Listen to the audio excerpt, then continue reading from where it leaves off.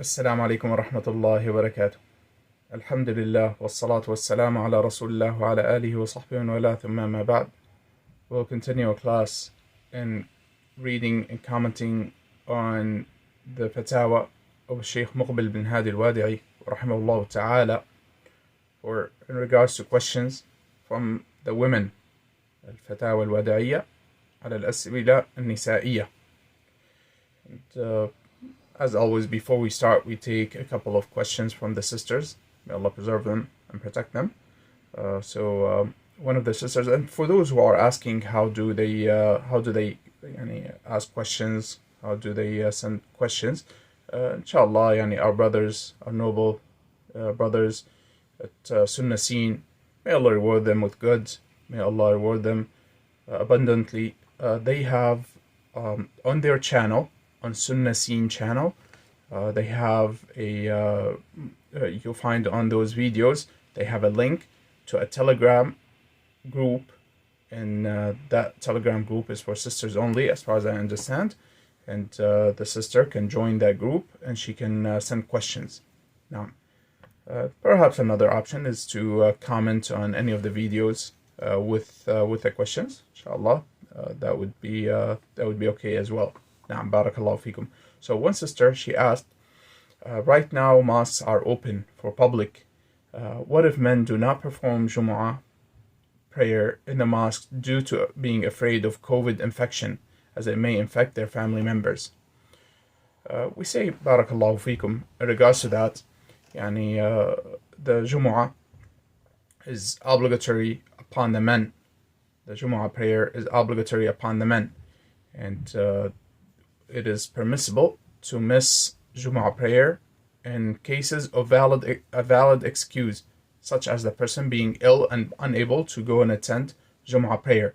And it is also permissible to miss Jumu'ah prayer if during special occasions, such as a person is being afraid of an illness, or people being afraid of an illness. However, this is not left for people's interpretations. And with this, a person should ask a trustworthy doctor, or should follow the guidelines as set by the rulers, or whatever health organization is responsible for making those recommendations. So if a person, for example, and this is in Muslim countries, if the Muslim government, for example, they say that people should not go and attend Jumu'ah prayers, and that there should not be a Jumu'ah prayer held, then in this case it is upon the Muslims to obey in this case. However, one should not go on his own, or one should not give his own opinion regarding these matters and say that he does not want to go to the Jumu'ah prayer because of being afraid of catching some disease. Unless, like I said, a trustworthy doctor says that this is the case, meaning that he is at risk of something specific, then in this case, it is permissible for him to miss Jumu'ah prayer. However, in regards to COVID, with the bounty of Allah subhanahu wa ta'ala and His mercy, COVID is over, as far as we know. Alhamdulillah, the people are back to normal, and there's with the bounty of Allah subhanahu wa ta'ala, this trial, this tribulation that befell the people has been lifted, and COVID is over, and people have been going to work and to the jama'at and Jumu'ah, praying Salat al-Jumu'ah, praying in congregation, and other than that, and with the bounty of Allah subhanahu wa ta'ala, it no longer is an issue.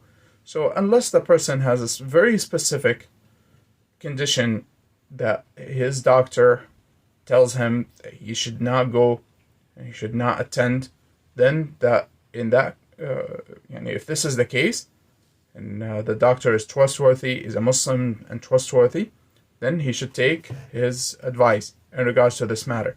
And perhaps he should ask more than one doctor, just to verify and confirm. However, barakallahu fikum, this is not something that the person should give a ruling on his own. One should not give a ruling on his own. And especially the case, in regards to this brother, or those brothers who might say that they don't want to attend Jumu'ah prayer. The question is, do they go to work? Do they go shopping? Do they buy things for their families and therefore for their households? If they do, then why is that okay? And going to the Jumu'ah is not okay. Then we fear barakallahu fikum, as we've seen with many people, wallah al-musta'an, is that it came as an excuse for them to miss Jumu'ah and Jama'at. And this should not be the case, barakallahu fikum. This should not be the case, and the Muslim should do all due diligence to attend the Jumu'ah, for the men, the Jumu'ah and the Jama'at, and should not find an excuse to miss them. So that depends, like I said, on the situation. If the person's doctor, trustworthy doctor, because of a specific condition that he or his family has, he tells him that he should not be amongst people, he should not go to marketplaces, and he should not go to work, and he should not go to pray Jumu'ah, then in that case, Allah musta'an, may Allah give him and give his family good health and remove whatever condition that they have. And in that case, barakallahu fikum, then he should listen to his doctor. If this is not the case, then one should not look for excuses as to miss, unless it is a legitimate excuse. However, this is not a legitimate excuse, meaning to say that there's COVID and possibility of catching COVID, especially if the person, like I said, he goes to work and he goes to marketplaces and he does shopping and he goes to, other than that, perhaps he sits in social gatherings, and then when it comes to Jumu'ah, Allah al-Musta'an, we've seen some brothers who they say, no, we're afraid of COVID, and so they want to miss praying in congregation because of COVID, but then they don't want to leave off their social gatherings and whatever it is, whatever else they do. Then this is merely making excuses not to attend Jumu'ah, Wallahu al-Musta'an, or not to attend the Jumu'ah prayer, Wallahu al-Musta'an. So another sister, she asked, what are the conditions for the man if he refuses to perform Jama'ah? I'm assuming either Jumu'ah or Jama'ah. I'm not sure, it is not clear. I think it's Jama'ah, congregational prayers, musallas, residence, and forbid families because of the imam and its committee members are tabligh group and did not follow the sunnah. So this is in regards to a brother who does not attend the Jama'ah, I'm assuming it is Jama'ah, or perhaps Jumu'ah, in a specific musalla, because the imam and the administration of that musalla or that place, or that masjid, are from Jama'at al-Tabligh. So the brother, he misses the Jama'ah. We say in regards to that, barakallahu fikum, first of all, the Aqidah and the way of Ahlul Sunnah wal Jama'ah is that they pray behind, is that we consider the prayer to be valid behind any imam who is righteous or is sinner. However, when it comes to the people of innovation and people who have innovation in them, then they are of two types. There's bid'ah mukaffira wa bid'ah ghayr mukaffira. There's an innovation that removes the person out of the fold of Islam, and there's an innovation that does not remove the person out of the fold of Islam. As for those who have an innovation that does not remove the person out of the fold of Islam, then prayer behind them is valid and is correct. And it is not permissible for the person to miss the congregational prayer because the imam has a bid'ah that is not mukaffira, an innovation that does not remove him out of the fold of Islam. This is one thing to understand.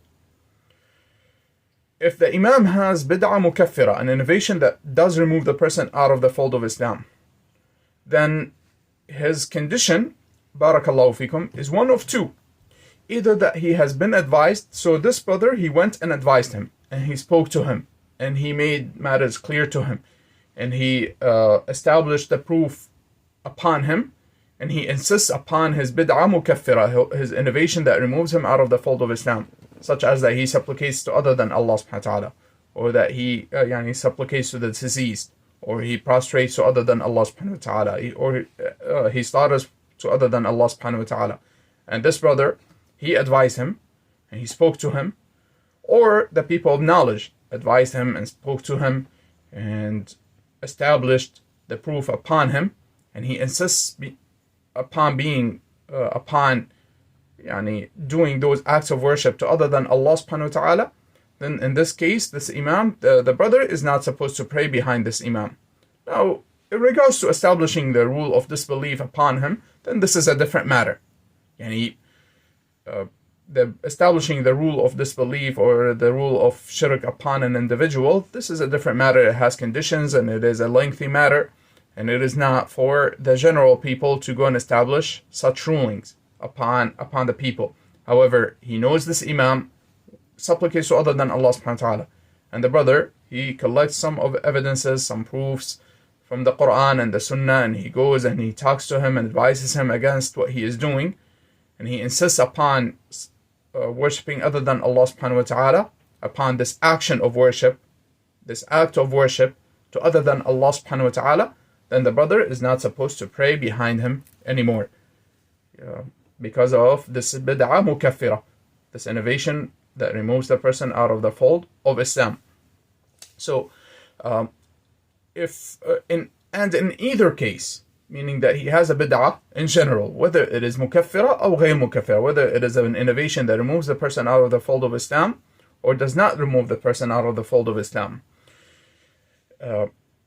If the person has the option to go to a masjid where that is the imam of which is from Ahlus Sunnah wal Jama'ah, is someone who follows the companions, may Allah be pleased with them, and likewise that it is the administration, it is under the administration of people who are Ahlus Sunnah, people who are upon the Salafiyya and upon the way of the righteous predecessors, then the person should not leave that masjid, meaning the masajid of Ahlus Sunnah wal Jama'ah, and go and pray behind the tablighi, such as for example because he has a good voice. As we hear from some brothers, this is not correct. This is not correct, and rather one should be diligent in being with Ahlus Sunnah wal Jama'ah. So this is one thing to understand. Another thing, barakallahu fikum, is that when it comes to the prayer in such place, meaning place that is held, that is controlled by the people of at-tabligh or other than them from the people of innovation, if the person, that's what he has available, this is the only place that is close to him, this is the only masjid or musalla that is close to his place of residence, and in order for him to go to Ahlus Sunnah wal Jama'ah, it is a long way, and it is out of his way, and it is a burden, then he goes and prays, again with the conditions that we mentioned earlier. The imam does not have bid'ah mukaffira, an innovation that removes him out of the fold of Islam. However, what does he do? He goes and prays and leaves. He does not sit with them, does not sit and attend their classes and attend their gatherings. This should not be the case of the person who is upon the Sunnah. He should not sit with the people of innovation. He should not attend their classes and attend their gatherings, and rather he should pray the obligatory prayer, the congregational prayer, and leave.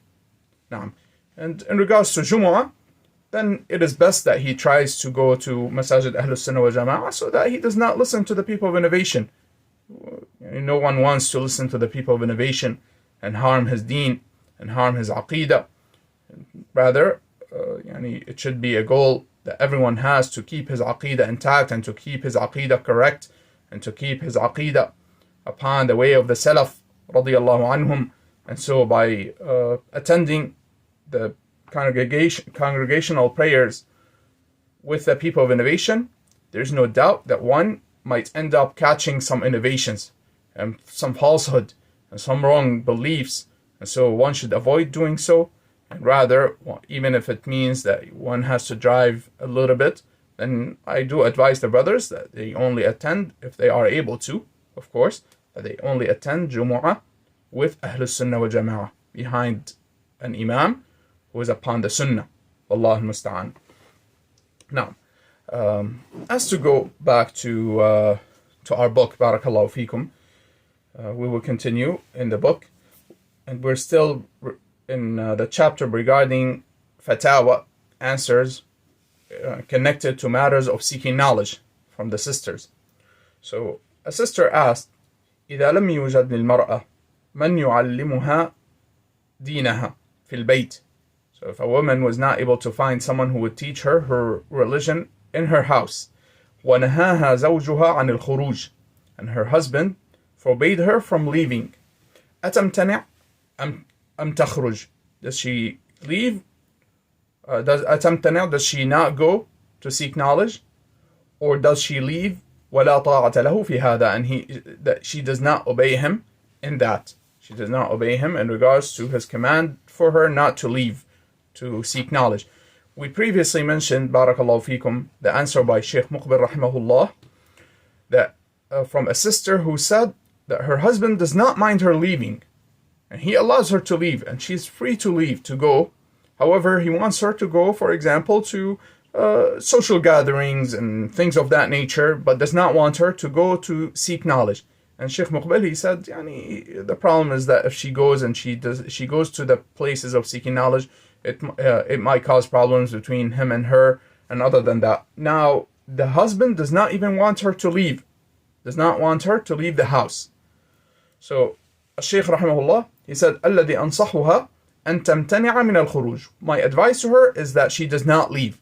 She does not leave the house.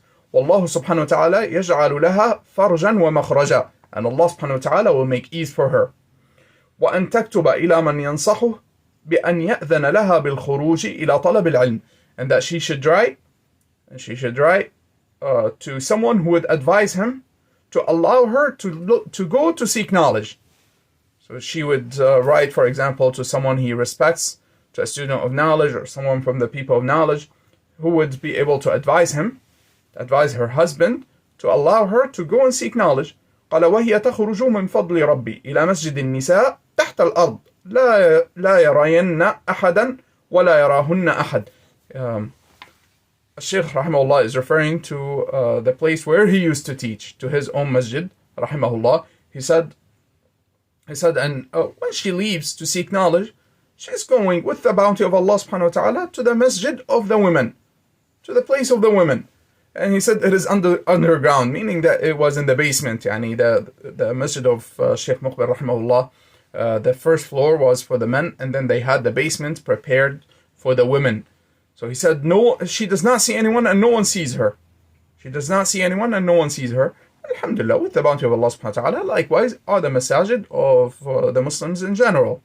In most places, there's a place, the women's area is separate from the men's area. So, if the husband allows his wife to go and attend the classes and sit and benefit from the classes of knowledge, usually she is sitting in a place that is separate for the women. قال وأيضا ولا يراهن أحد وأيضا فاضلات. He said, furthermore, she is with righteous women. أسأل الله أن يبارك فيهن. I ask Allah to bless in them. نعم. قال لا يحببن أن يراهن أحد. Meaning those righteous women that this woman goes to sit with in order to seek knowledge, they are righteous women who also do not want the men to see them. قال فهي في مسجدها ها هنا تتعلم من فضل الله وأصبحنا مستفيدات. He said, so she is here in the masjid with the bounty of Allah subhanahu wa ta'ala. She is learning, and some of the women, they became strong students of knowledge. ويعلم الله أنهن بعض الأوقات يضحكن من إجابات بعض إخواننا إذا سألت إخواننا عن بعض الأسئلة. So, meaning, Shaykh rahimahullah said that sometimes they are more knowledgeable than the men. The sisters sometimes are more knowledgeable than the men. He said sometimes I would ask the brothers questions as to test them, and some of the sisters, he was informed that some of the sisters get to the point of laughing from that they know the answers more than the brothers. قال عندهن معلومات, they have knowledge. وعندهن خير من فضل الله, they have goodness with the bounty of Allah subhanahu wa ta'ala. والبركة هي بيد الله سبحانه وتعالى, and the blessing is in the hands of Allah subhanahu wa ta'ala. نعم. قال أسأل الله أن يحفظ مدرستهن أو مدرساتهن. I ask Allah to preserve and protect their teachers, their teacher or their teachers, the sisters who used to teach يعني at the time of الشيخ مقبل رحمه الله. قال وأن يدفع عنها كل سوء ومكروه, and to protect her from every evil. قال فعندهن خير بحمد الله. So they have a lot of goodness with the bounty of Allah subhanahu wa ta'ala. And as we mentioned before in many of the classes before, alhamdulillah, nowadays it is possible for the sisters to seek knowledge in their own houses without leaving, without taking a step outside their house. Now, alhamdulillah, if they are able to go and sit with good sisters, righteous sisters, students of knowledge, and read books together and study and teach one another, then there is no doubt that this is a great bounty from Allah subhanahu wa ta'ala, with the conditions that Shaykh rahimahullah mentioned, that they are amongst good sisters, that they are in a place where they are not seen by the men and they are not heard by the men. So they sit by themselves and they read books and they study books, and with the bounty of Allah subhanahu wa ta'ala, some of the sisters become strong students of knowledge. There is no doubt about that, barakallahu fikum, that some of the sisters become strong students of knowledge. They study and they learn and they study the books and they go over the books multiple times and they take notes and they are serious about studying and about seeking knowledge, and some of them become strong students of knowledge. Some of them become very qualified to teach their sisters and also to teach their children and to answer questions by the sisters. And there's no doubt that this is the case with many of the sisters. May Allah preserve them and protect them and increase them in everything that is good. قال الشيخ رحمه الله قال فأنا أنصح الأخ الذي يمنع أهله إذا كان غيورا عليها. He said, I recommend for the brother, my advice to the brother, if he does not want her to go and leave to go and attend the classes of knowledge because of jealousy, because he is jealous, قال فالغيرة من الدين. He said, there is no doubt that jealousy is from the religion. قال يصحبها من المزرعة. He said, he brings her forth from the farm. Or from the area called Al-Mazra'a. This is where most of the residents, where Shaykh Muqbil rahimahullah, where his center was and where his masjid was, or the school that he had, Dar al-Hadith rahimahullah, where he had, they had a place of residence that is called Al-Mazra'a. It is a little farther from the center, and then they had the center, which is Dar al-Hadith. The school and the masjid, that center used to be in the middle of the town, or of the village, I should say. And then the brothers lived in the surrounding areas. The families and the brothers and the sisters, they live in the surrounding areas. So he said, bring her from the place of residence, from the student's residence. Bring her. She doesn't have to leave and come by herself. Bring her from that place. إلى أن يوصلها إلى الباب, until she reaches the door. Bring her to the door of the center. ويستقبلها من الباب, and he takes her from the door. Alhamdulillah, this is something that is easy. That the brother, if he is jealous, he has jealousy, and the jealousy is from the religion, there's no doubt, then he can bring her to the masjid and pick her up from the masjid, so she would be able to seek knowledge and study, and at the same time she would be with him. When she is not in the masjid, she is with him. قال ويأخذها معه إلى المزرعة وهذا أمر طيب. He said, this is something that is good. ونحن نشجعه على الغيرة. He said, we encourage him to have jealousy over his wife في حدود الكتاب والسنة, with the boundaries of the book of Allah and the sunnah of the messenger صلى الله عليه وسلم. قال أما أن تتغرب مع زوجها ثلاث سنوات أو 4 سنوات أو 5 سنين ثم ترجع وهي لا تعرف شيئا من دينها. He said, as for her to actually travel with her husband, because many of the students, barakallahu fikum, we should understand that many of the students at the time of Shaykh Muqbil in Dammaj, they used to travel, and most of them were not actually residents of the village where he used to teach. They were not residents of that place, or they were not from the people of that area, but rather they used to travel from different places and go and reside there for a year, 2 years, 3 years, 4 years, whatever is possible, and then return. So he said, as for her to actually leave with her husband, travel with her husband, and live live in that place for several years, and then she would return, and she had not learned anything. قال this is not befitting. This is not befitting. This is not right. And for the woman to actually travel with her husband, live away from where they are from, in a place where in the beginning, of course, they know no one. They don't know anyone. They go and they live by themselves, and eventually, alhamdulillah, of course, they get to meet people and they get to know one another. However, they leave their places and they leave their towns and their homes and their countries, and they travel to a place in order for the husband to seek knowledge, and then the sister, she sits at home and does not benefit. This is not befitting. Rather, he should take her to the masjid, he is saying, so that she would learn and then return. قال فمسؤولية عظيمة على كاهل زوجها. This is a great responsibility upon her husband. Wallahu al-musta'an, and we seek the help of Allah.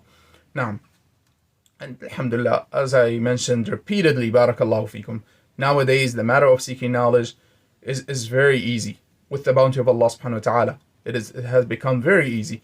And nowadays, a sister can follow channels, as I mentioned before. If she speaks and understands Arabic, then she can follow channels of the mashayikh, of the people of knowledge, from the scholars, from the likes of Shaykh Salih al-Fawzan, Shaykh Abdul Muhsin al-Abbad, Shaykh, and other than them, barakallahu fikum. And I mentioned many of the people of knowledge in the previous classes. And if she does not understand Arabic, then alhamdulillah, with the bounty of Allah subhanahu wa ta'ala, there are many channels of trustworthy brothers who run those channels. So she can follow those channels on YouTube and other social media and benefit from them, from the likes of the channel of our brothers at Sunnah Scene, and likewise the brothers at Sunnah Saga. And other than them, barakallahu fikum, that the sister can follow those channels and benefit from the different classes in English or whichever language that she speaks, as long as the channel is run by Ahlus Sunnah wal Jama'ah, by people who follow their righteous predecessors. May Allah be pleased with them. And likewise, alhamdulillah, the matter of studying by reading books is also something that is very easy. And I do recommend for the sisters, if they are attending a class and the class is the teacher is going over a book, that the sisters and the brothers, of course, they actually try to buy the book, have the book with them when they are studying the book, and have a notebook ready, take notes. So study seriously, make it serious, and make this something that is a part of your life and a serious part of your life, and do not delay. Barakallahu fikum. Many people, wallahi musta'an, they delay and they don't gain knowledge because of postponing. I will inshallah study, I will seek knowledge, I will start. No, start today. Barakallahu fikum. Start today, do not delay. Alhamdulillah, the matter of seeking knowledge has become easy. Do not wait until you travel, whatever it is that you want to travel to seek knowledge, whether it's Saudi Arabia, or Egypt, or whatever it is that you want to travel to seek knowledge. Don't wait until you travel. Naam, alhamdulillah, if you're able to, and Allah subhanahu wa ta'ala allows you to travel to seek knowledge with the scholars, then alhamdulillah, that is a great bounty from Allah subhanahu wa ta'ala.